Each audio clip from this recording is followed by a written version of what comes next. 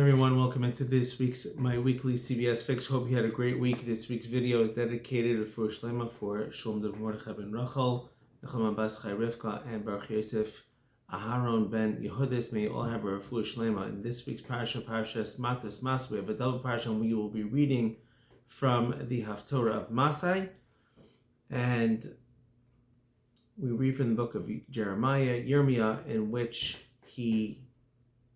we're at a point we're not really connecting it to the parasha, but rather these 3 weeks are weeks of mourning for us, and these 3 weeks we start to read about the destruction of the temple. And as we know, what destroyed the temple, one of the 3 things that destroyed the temple was idol worship. Now, we've discussed this in the past, and it certainly seems to be a big theme throughout these Haftaras. Yet, nevertheless, it's something we should discuss, and I want to discuss it with you. And Hashem, he gets upset at the Jewish nations. He even tells us, go look at the other nations of the world. You know what they do? So the verse says, Ivru iye Kitim, go pass through the islands of the Kitim, which was a section west of Israel in the Mediterranean.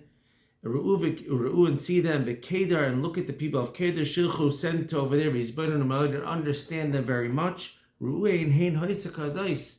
They were like this, as they were constantly worshiping their idols, and their idols didn't help. As a matter of fact, Kedar and Kitim, one of them served water, one of them served fire, and it was pretty obvious to the one that served fire. Water clearly extinguishes the fire.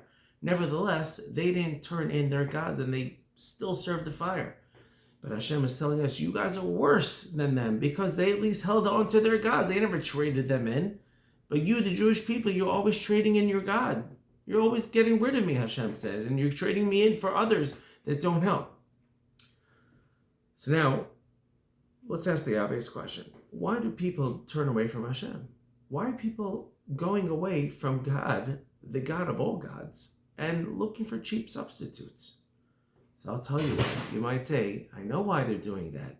Or I know why I'm doing that, you might say. Because those help. Those help me. I turned to that worship of X, and I got answered. I turned to worship of Y, and I get answered. I went to that soothsayer, and he made a spell against my enemy, and it worked. And so on and so forth. And they're working. But I'm talking to Hashem for months on end, years on end, nothing. So that's where they're going. So is that a good answer or it's not a good answer? So I'll tell you 2 reasons why it's not a good answer. The first answer is you have to remember who you are. You know who you are? You're the king's child. You're in the palace. You're either the prince or the princess. And you know what you're doing? You're asking the king for help, and he's not answering you. So you know what you do? You become a commoner, and you go out to work for some bar or tavern, and you're happy there. You know why? Because that boss over there, he pays you. And you're like, yeah, but he pays me. And I'm like, what are you doing? You left the palace. You left your whole title of prince or princess because the king didn't give you your money just yet? Are you out of your mind? You're going from here to here. Here to here. Look, why would you? What? What are you gaining from going down this up? You're going to become a commoner? One day you're going to inherit everything. One day you're going to become the future king. And one day you might become the future queen. You're going to give all that up because right now the king isn't paying you. Do you realize who you are? So what, we're going to go to cheap substitutes? We're going to look for something else because Hashem didn't answer me right away. One day you'll have it huge, whether in this world or in the next world, I don't know. But one day you'll have it huge and trade it all in for nothing. Or like, what did I do? The stupidest investment I ever did was looking elsewhere. The second answer is our connection to our king is not because he answers us. Our connection to our king is because we want to have a connection with our king, regardless of whether or not we get answered. We're not interested in the answer. We're interested in being able to serve the one and only. And what do? We're looking for answers. We're looking for cheap substitutes. So we go over there to get what we want so we can ultimately just serve ourselves.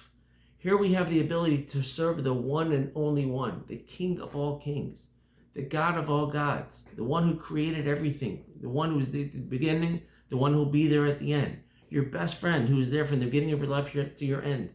And what do you have? You have this opportunity because of Abraham, Isaac, and Jacob to pray to him 3 times a day. And Hashem listens to you. And you have that audience with the one and only who we should faint from every time we talk to him. But no, you have to substitute it because you want an answer. You have to realize we're in a completely different arena. We're in a completely different realm. And what are we giving it up for? Don't give it up. So Hashem doesn't answer you. So what? That's not what you're here for. You're here to realize that He is everything and everything is Him. And when you have that opportunity to talk to Him, that's truly living. That is Jeremiah is lamenting that we've lost touch of. And so therefore, during these 3 weeks, let's try to work on that. Let's strengthen ourselves in that area. And let's re-pick up the pieces and talk to the one and only, our wonderful Hashem, who loves us and cares for us.